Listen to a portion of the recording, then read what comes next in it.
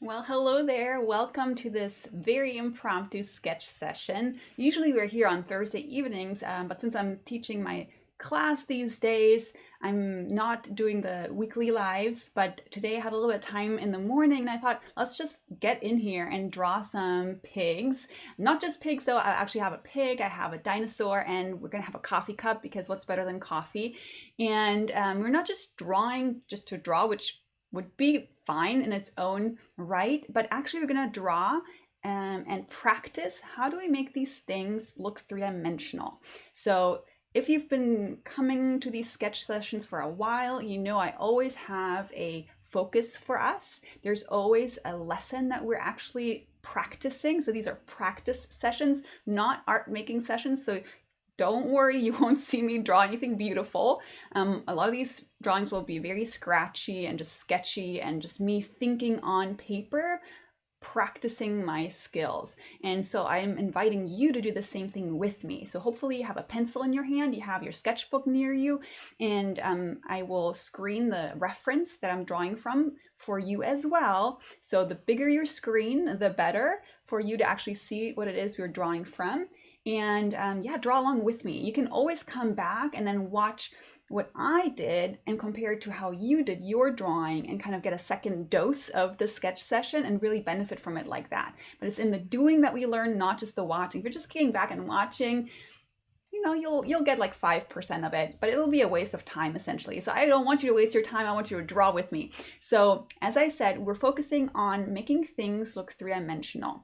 And to do so, we need to be aware of what cross contours are, what plane changes are, what a central axis is, and perspective. How do we put things into space?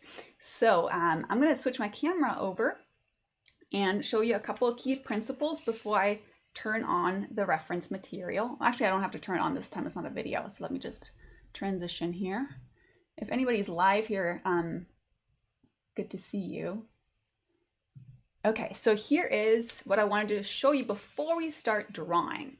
So I mentioned just now that in order to make something look three-dimensional, we need our lineup of friends. I like to think of them as friends. So this, and this, they're shapes, right? They don't look three-dimensional at all.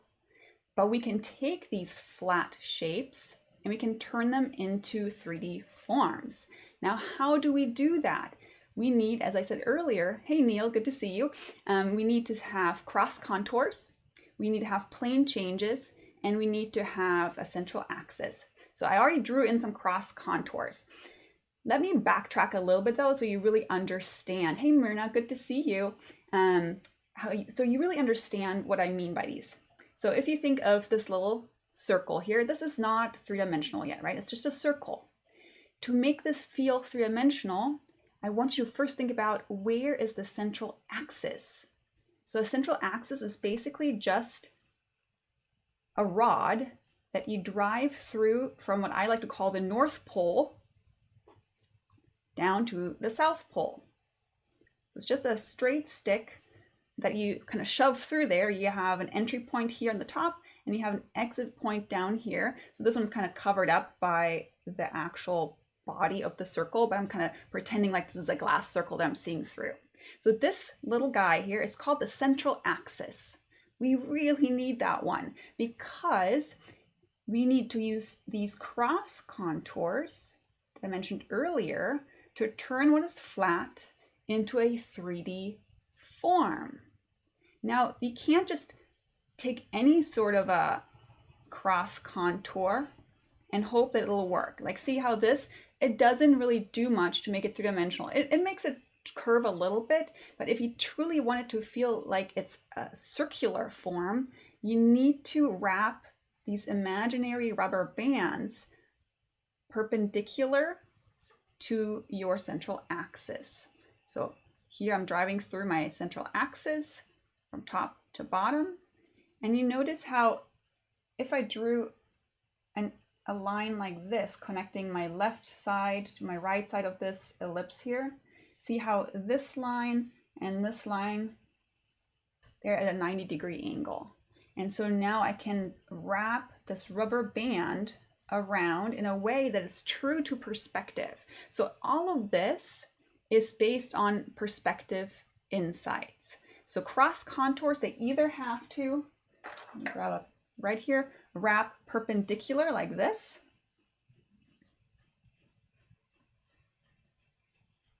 So you can slice through them horizontally, or you can go make them connect from pole to pole. So those are the two main directions. Again, if I kind of made a cross section here, if I sliced my sphere this way, now this is the closest edge to me, see? And I made a cut that is elliptical as well. Those are the two ways you can wrap cross contours to pop your shapes into form. Now I mentioned something else earlier on. I mentioned plane changes. So those are some of my favorites. So look, right now we have this kind of pointy shape. To make that pointy shape appear three-dimensional,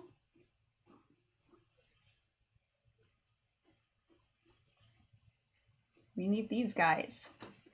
Now you might think, well, they're just lines. Yes, you're right, they are just lines, but they're special lines, or they're lines that have a purpose. They're the lines that tell me that the plane or the surface is changing its orientation right at this point from facing up to facing to the side, or from facing up to facing to the other side. So see how the surface orientation changes here, just how here it changes again to there. So these edges are very apparent if you have a boxy form. They're not so apparent when you have a more organic form, but we still tease them out. So later on the pig, you might see me use those for certain areas. And so just to wrap this up a little bit, if you have a blobby shape, you want to still think about, okay, if I drove a bendy rod through this shape, top to bottom, maybe like this. This is the exit point, here's the entry point. And now I can practice wrapping cross contours around this, perpendicular to this bendy tube. And I can even add some plane changes.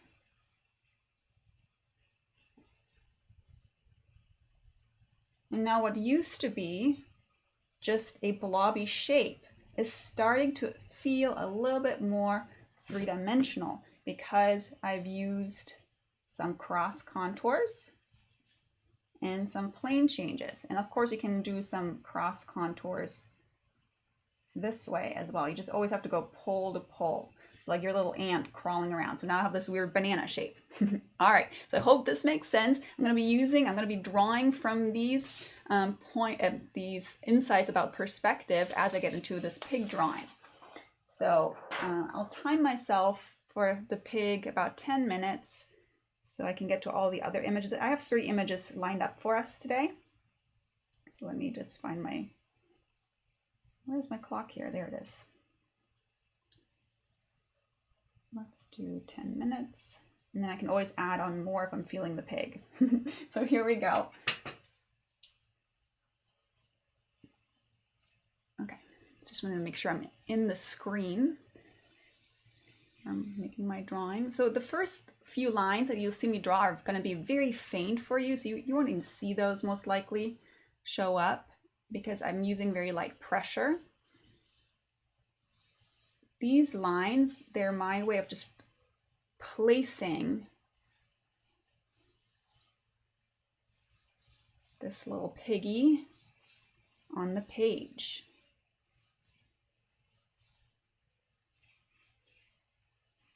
Now, in the intro and the title, we're saying we're drawing pigs in space. The reason why I said that is I'm not just focusing on how to make this look three-dimensional, like in terms of its form. I'm actually going to add one more element to this. So see, I've placed my gesture of the pig, just like the big arcs of this animal. And before I do anything else, before I make this more specific, I'm going to consider my perspective real quick. So how do you do that? So you see how in the photograph, I don't know if you can see my mouse if I move this. I don't know if you can see this, but you see where kind of this muddy area is meeting the mountains, somewhere right around here. That is where our eye level is. It's like somebody was really low down to the ground with a camera, and the place that their eye was is somewhere right around here. So basically, if you took the mountains away, where the sky would meet the earth, that's called our horizon line. Yeah, so I'm thinking about that because I'm going to draw this horizon line in my sketch. I'm going to use this to enclose my pig into a box. So I'm looking, what is my closest item, my closest part of the pig, aside from the head. I mean, like if you're looking at the legs and the body, my closest part of the legs and the body is this leg here. So I'm beginning by placing a vertical line here. I'm making it bigger than I need it to be. And then I really feel that the front foot and the back foot, they're kind of in alignment, like it's not stepping out its leg too much there. So I'm trying to gauge what's the angle between these here. And you can literally just hold up your pencil to the screen and find that angle. Let's make it like this. And you see how this angle now intersected this horizon line right around here. Now that's important because this is what's called a vanishing point. Don't worry, I'm not going to go all hardcore perspective on you. I'm just going to show you how you can use simple insights about perspective to make your animal feel like it's in that space, in that kind of perspective. So then I'm going to aim this one all the way over here. Now I know that it's claw. Is it called a claw? Claw? Paw? Hoof? I know that that's kind of set back. But if it stepped out its hoof, I'm kind of doing a little bit of imagineering. It would be somewhere here. And I know that when you draw something, this is called two-point perspective. If you draw something in two-point perspective, your vanishing points need to be kind of far away from each other. Otherwise, it'll appear distorted. Let's just bring this out a lot like this. So here's now my other vanishing point. Now, now I have the front two edges of the enclosing box of this pig. Now I'm deciding what's the side to side relationship? How much of the side of the pig do I see and how much of the front of the pig do I see? Again, I'm kind of excluding the head for now. Doing the same for the back, kind of just an enclosing box. This is just for me to get my perspective right. And I'm going to angle this out just a little bit more, otherwise it's going to be too extreme. Let's change this vanishing point just a tad over here. Boop. And then I'm going to make this less dramatic.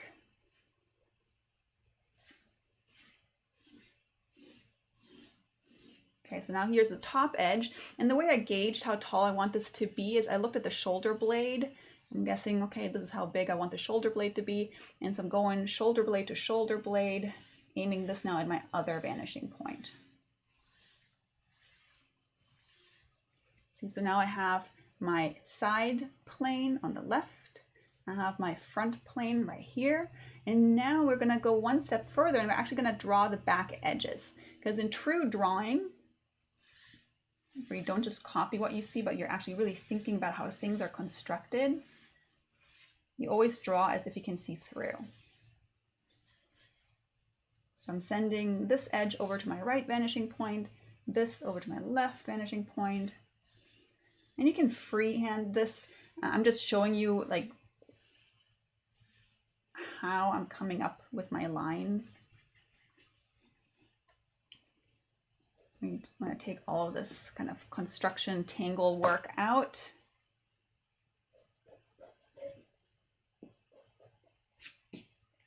go.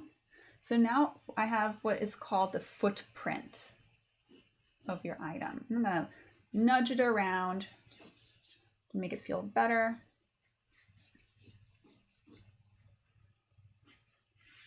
I'm even drawing the back corner as well. See, so now I drew a box that's enclosing my pig roundaboutish.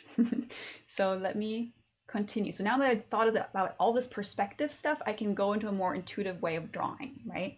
So let me shift this up a little bit more so you can see better. I'm gonna bring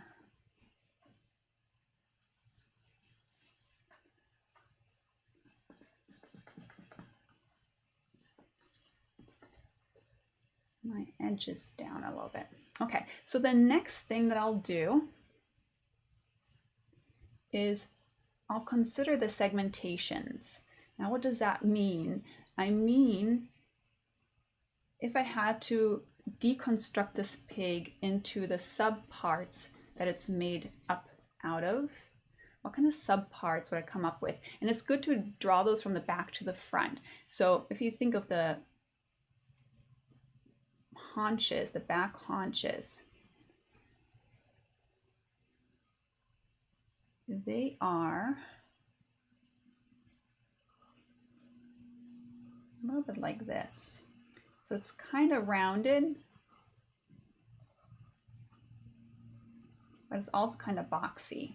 So we all think of pigs as being rounded, especially if you look at the belly. So that's why I have a rounded curve here. But especially as we get up here towards where the hips are, there's kind of like this more box-like quality to it.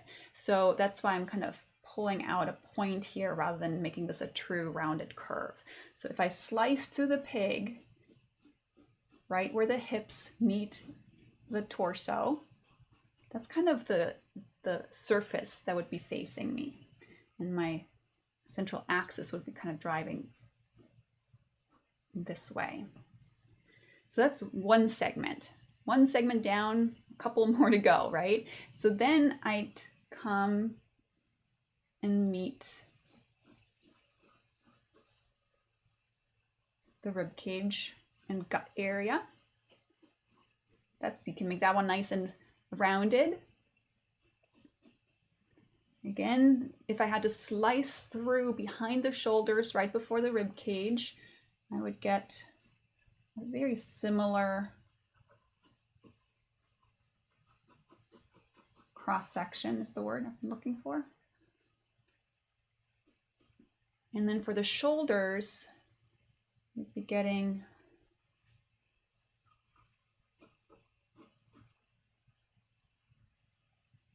something like this.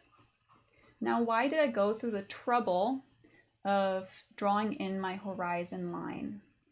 Because as I'm clarifying these kind of subforms to myself, I need to know, should I draw this as if I can see the bottom or as if it's being seen from the top? So anything that's above this horizon line, I have to draw it as if I can see the underside, no matter how small, no matter how foreshortened that underside will become. That's why I went through this whole trouble of locating this horizon line. Anything that's below the horizon line, I can draw as if it's as if I can see the top of it. So I'll draw a little bit up front here and then move to the next object. So as I said, I often don't finish my drawings. I often don't draw anything beautiful in these sketch sessions. We're just thinking things through on the page.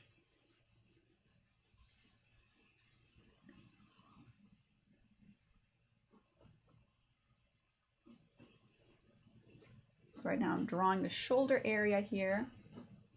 I want to just draw a couple more minutes to show you how all of this will link up in the end.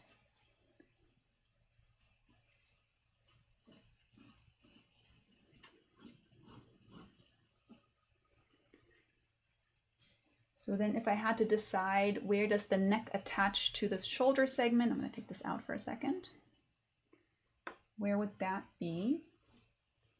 Now, if you want to learn more about this kind of stuff, you're like, I'm intrigued, but I don't really get it. Watch some of my drawing from imagination, practicing drawing from imagination series, where I kind of take this one step at a time. So there's a video on cross contours by themselves. There's another video on box forms and how the whole perspective of box forms works out. So I invite you to check those out.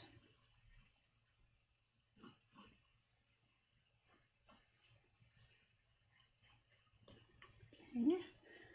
So here I'm thinking about the head.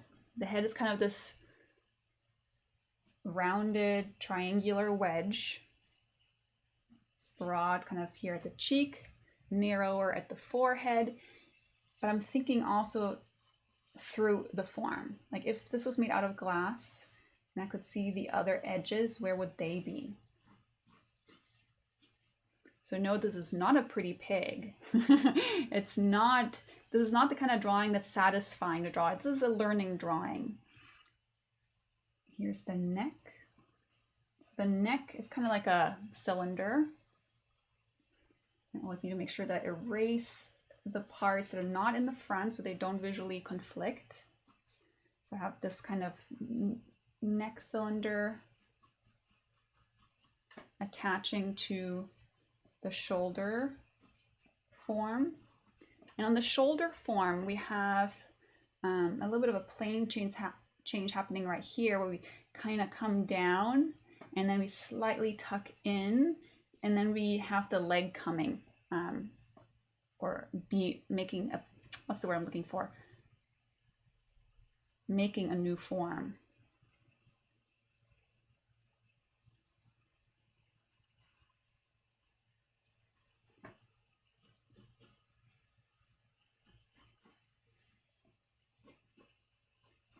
First I get the shape in. So how broad is this? How tall is this? It's slightly, in my drawing it looks like it's right on the horizon line, so I should just draw a straight line. In the photo it's actually above eye level, so you would curve this up. And then this here is below eye level, so you can curve this segment down. So I'm putting a cross contour there. You can do the same thing down here.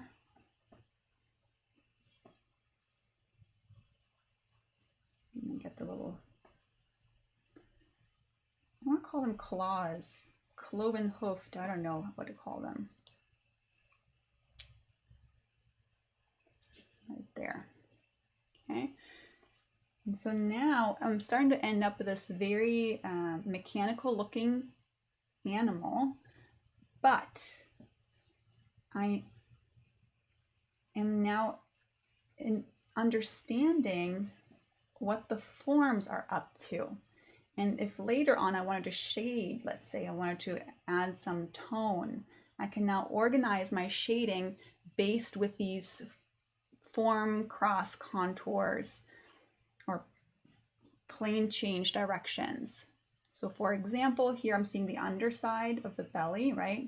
So this is my, remember this here.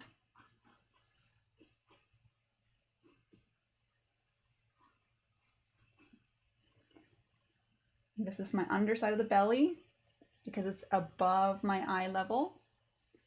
So I could come in here and draw some cross contours going this way, and then make them change up, change up, change up, change up right at the plane change direction. So I hope you see how this is coming together. I want to move on to another image.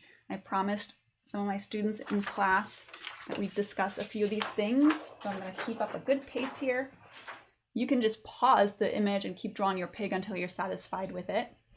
Let me take this down and let's go to the coffee cup. I wanted to do the coffee cup and address how to make it make the handle appear accurate. Let me scoot this over here. Okay. Oh, it's actually not coffee. I just noticed it's tea. I'm not sure if I can handle that.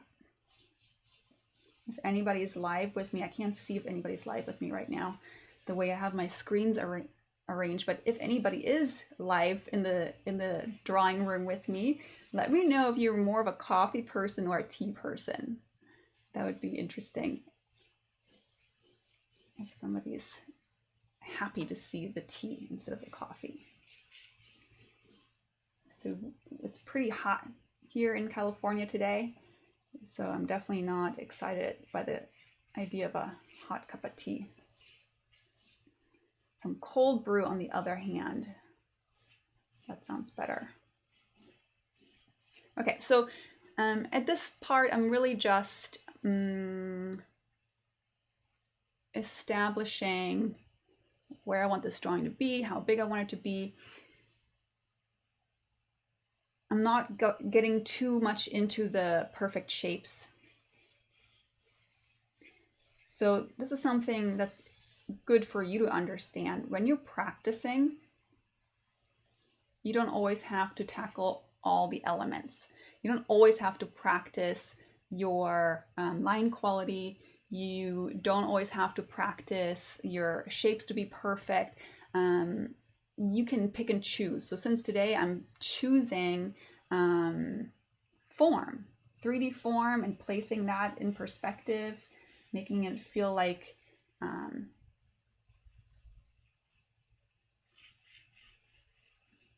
things have depth. I'm allowing myself to drop the shape element a little bit, if that makes sense. Okay, Myrna, you're like me. I don't mind tea. I love tea. Tea's yummy, but you know, given the choice, I definitely pick coffee. Okay, so I want you to understand what I'm doing here right now. I ghosted in where I want my cup to be. That's something I will always do. I will always begin light so I can make adjustments. And now I'm constructing the form. So I have my south pole, meaning the exit point of my central axis. Here's my central axis. And then if this was made up out of plastic and all filled in, my entry point would be somewhere here. So when I'm constructing 3D forms, I always draw in my central axis, no matter how light, but it's always there. And then I can bring in what's called a major axis to construct my ellipse really well. So let's say we're constructing the inside edge of the coffee. I keep saying coffee, I want coffee, of the tea. So here I'm marking the right side is equal to the left side. If you're drawing an ellipse, that's something you have to adhere to. And the front half needs to be equal to the back half. And then I begin at the corner, aim at the points in the front and back. Tendency is you want to begin in the front and then aim for the corners. That usually results in pinched corners. And to have a true ellipse, you can't pinch the corners. If you're having a hard time drawing ellipses freehand, do a bunch of this. Whenever you're watching Netflix, have your sketchbook on your lap and just freehand them, and don't care about if they look good. You just want to get in, you need to build your confidence in making arcs that are close to what you need. Okay, so then I can kind of freehand the thickness of the rim. And rules of perspective say whatever is close to us is big. Whatever is further away from us visually becomes smaller. Even on these tiniest of distances right here, you want to adhere to that. So even though I'm not constructing a major axis for this ellipse right now, I'm still trying to make sure that this here looks bigger than this little distance back there.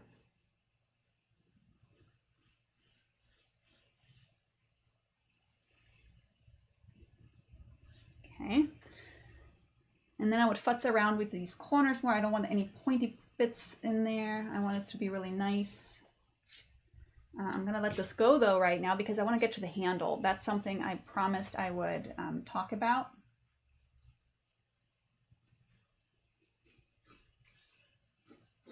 Okay, so here, down here, you already saw me kind of ghost in where I believe the footprint of this tea mug to be. So there's a little bit of a height difference between where it's actually touching the saucer and its widest point. That's why we can't really see the part where it's touching down.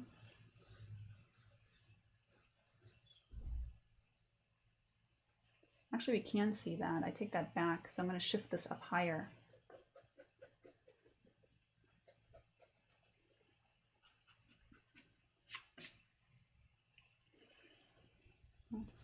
I know I want to get to the handle, but we gotta set this up straight or correctly. So I sometimes want to rush through these things too.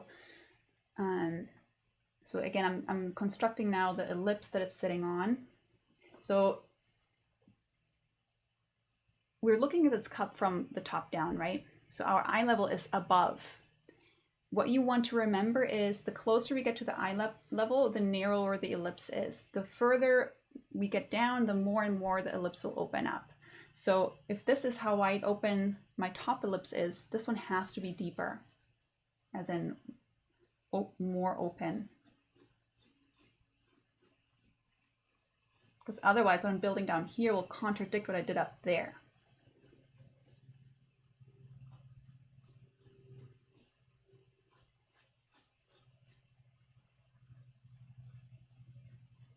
And you don't want that difference to be like gigantic, especially on a fairly short item, but it should be just a little bit deeper. So then for the widest part, let's try this again.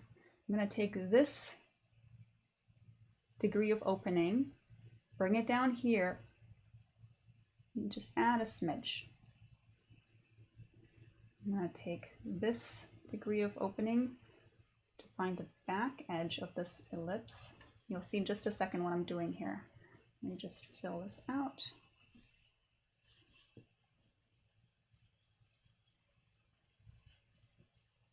Again, left and right side need to be equal too.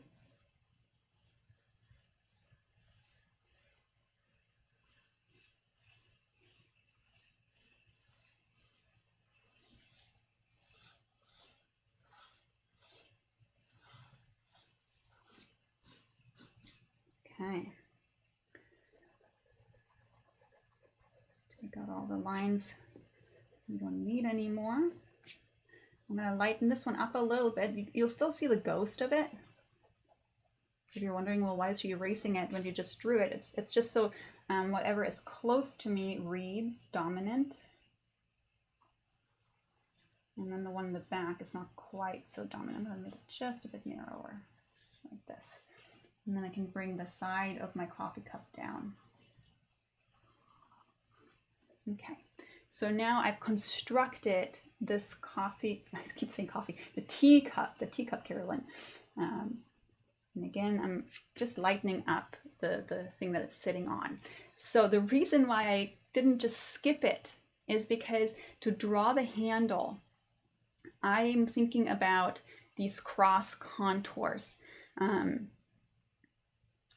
Like you see that little zigzaggy edge that runs down the print pattern. I could just use this straight line as an example that runs down the whole face of that cup. But then I would tuck under and find my way back to the south pole here. Let's bring this out more. Do this one more time. So the thought experiment here is, if I was an ant and I ran down parallel to my central axis, and then I would tuck under, go on the underside of the cup, and then go back to where the central axis is exiting the pole. Now that is a true cross contour that runs lengthwise with my cup. The reason why I want that is because our handle, the way where it's attached to the body of the cup, we want to organize that within some of these, like let's say within this and this length cross contour here. And then I'm going to draw a freehand ellipse for the top of the handle and for the bottom of the attachment, the top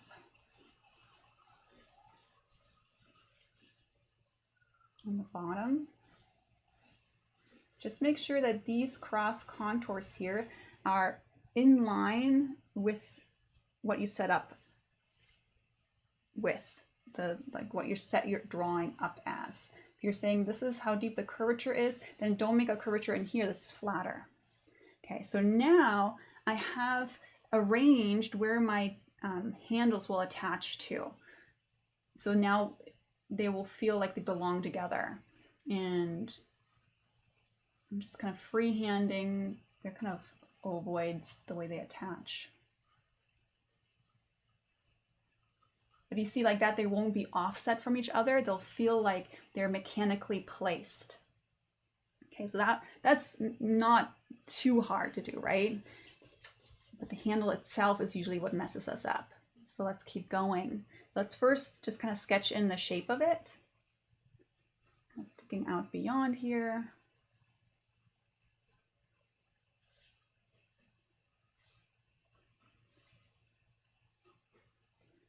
Okay, let me take out this wall here.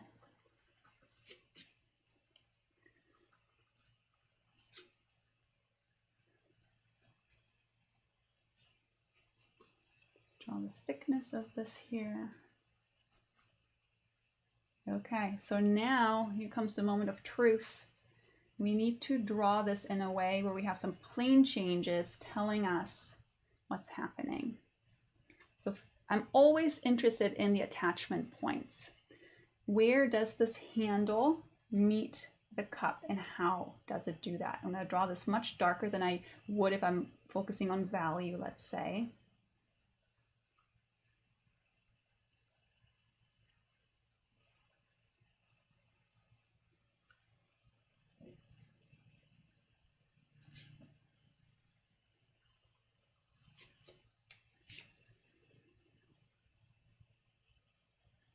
See, if I broke the handle off, I wanted to glue it back on this little section here. That's where I would spread the glue. That's the first thing I'm thinking about. Then I'm thinking about which parts of this handle are facing up.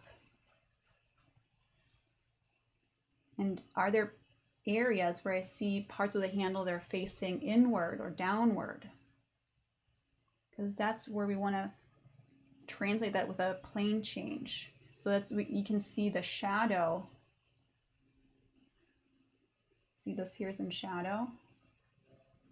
That's how you can tell where the plane change is. You want to still translate that there's a thickness to this.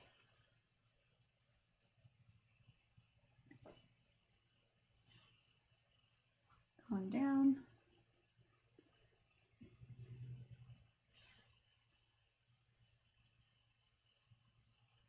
So a great exercise, that if this is really challenging for you, if you're like, oh, I don't even know what she's doing here,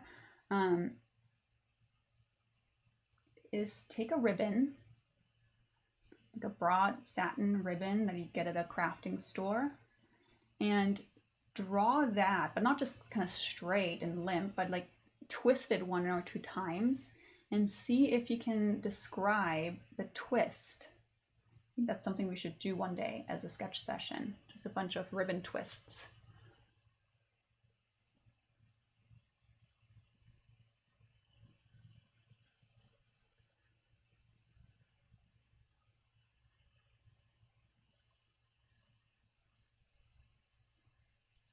So the lines I'm drawing here are me thinking about where does the plane change from facing to the side to facing outward to facing inward or upward, or whatever way you want to think about it. So it may not always appear that way, but if I want to be clear about my forms, that's the way I'll draw it. And then you can reinforce it with shading and cross contouring, but you don't want to hide that you don't understand what's happening with shading and cross contouring, which is tempting, right? But let's not do that. And then here we have another plane change right here. That's why the shadow doesn't go any further up. Okay, so this is now a well-constructed handle. It looks a little hairy because my marks aren't all that neat, but now it feels like it is actually attached. And you can grab onto it.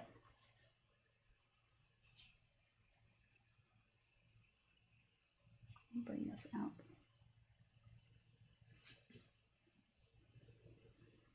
I would keep tinkering with the shapes because the shapes are still not quite right. Let's bring this in a little bit more.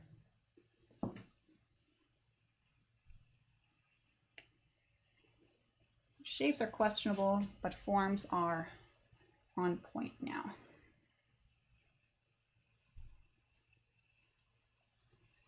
So this here is a plane change. This line right here where the ceramic fuses onto the side of the cup, you want to draw those lines in. You can lighten them up later on, but to clarify the form to yourself, you want to draw that stuff in. Okay, one last image. If you have still time, hang around for that too. I'm not going to draw too much longer. I said I was going to do 30 minutes, but I just want to do a little bit more.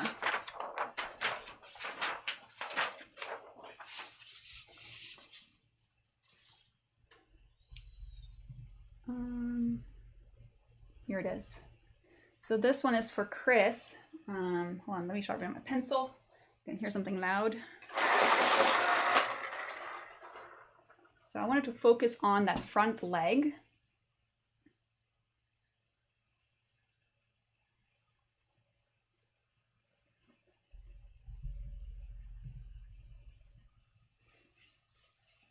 There we go. So here, you know how the pig, we saw it kind of from the bottom up? Now we're seeing this guy from the top down.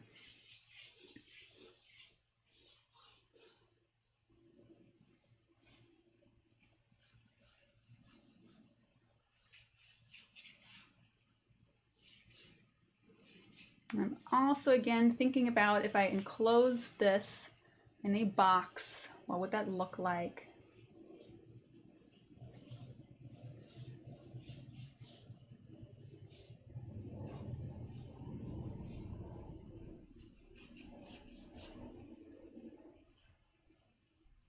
My eye level is way above, and I'm not, for this one, I'm not even bothering it because I know it's the entire thing is below eye level.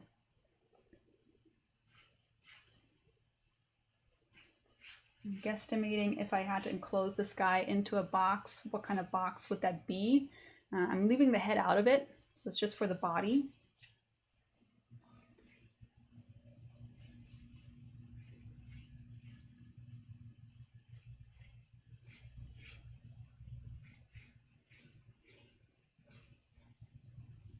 Something like that, maybe a little bit lower.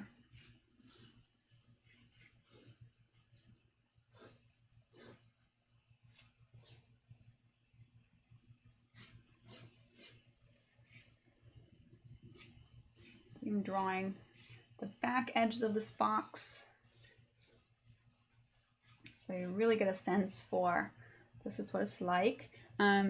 Check this out real quick. You see how my front edge here at this point appears shorter than my back edge here?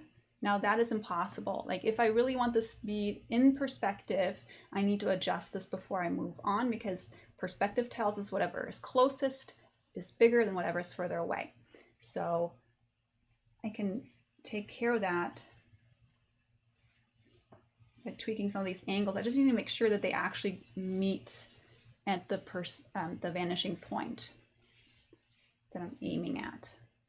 So it might not be on this set of angles, it might be on this set of angles. Maybe I need to angle this one down more.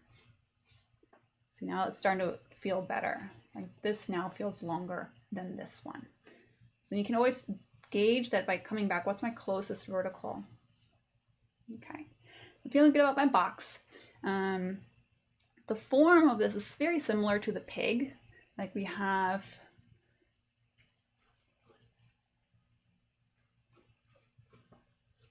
an ovoid-like midriff, and the shoulder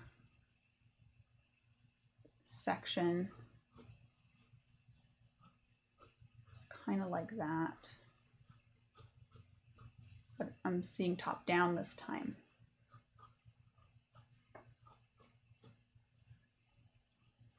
Something like that. So now I'm kind of connecting those two together. And what I wanted to demonstrate for Chris is how to then connect that leg in a believable way to this. So let's keep going with this. So I like, when I focus on form, I like to stack things from the back forward. To me, it's easier to draw this way than kind of having this big old head in the way and then having to draw behind it.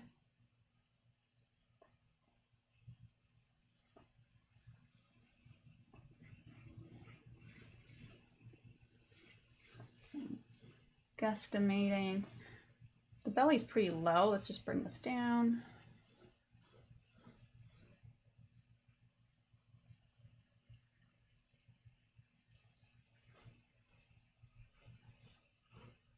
I'm trying to draw this here, down here right now.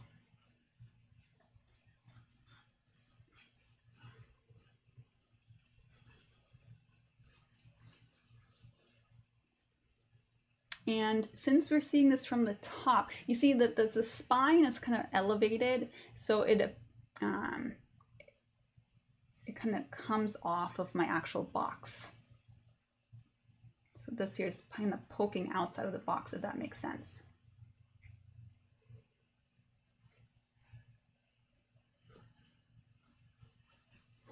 I'm gonna keep moving forward to get to that leg.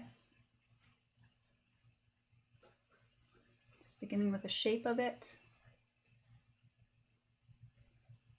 Thinking about this footprint, the other footprint. There we go. And I'm thinking about if the neck attached, where would that fuse? Not even thinking about this weird head disc that it has. And then we have like this kind of cone-like form. Okay. Again, I'm going to make myself ignore all of that. I want to come back to what's happening here. I'm going to take out this edge from the box now that I'm aware of my perspective. And so at first I'm thinking about the shape. So here are my angles. Becoming a little bit more specific about what kind of shape I'm dealing with. So shape, remember, is 2D.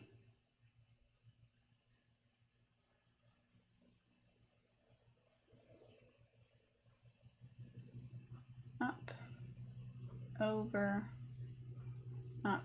And you can kind of talk to yourself like how I am talking right now, kind of narrating the angles to yourself so you don't kind of rush and skip one.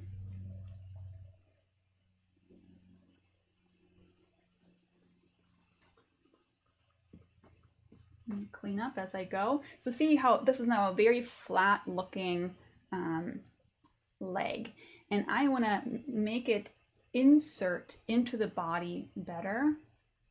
So I'm looking at the plane changes of where this box fuses onto the leg. Like if, again, like my thought process is always, if I had to like cut off this leg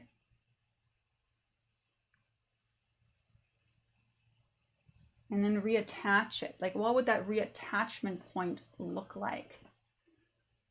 See, so this is on the underside, and this is the side facing part. So it's kind of, it's hooking onto there or clicking onto there. And so we're interested in this edge here and this edge here. And then we know that the muscly forearm group is overlapping this back edge here. So this here overlapping this line, that's important. That's going to make it appear like the leg is in front of this kind of shoulder part.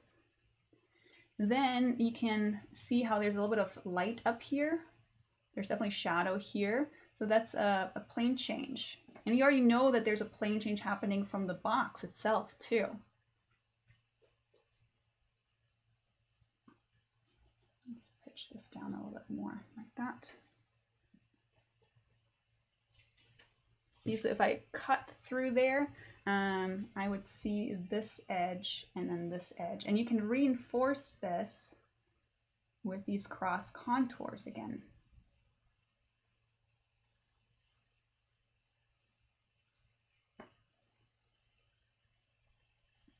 And I'm kind of curving them all down because we're below eye level.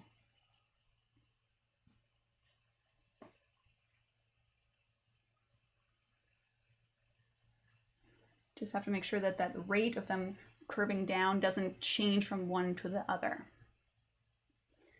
And then for the claws, here's a major plane change, top of the foot, kind of front and side of the foot. And then you'd have to go claw by claw, but I think we're running out of time here. I said half an hour and we're already at an hour almost. So I'm gonna wrap this up, but I do believe that you can tell now how this, you can even do this a little bit more here.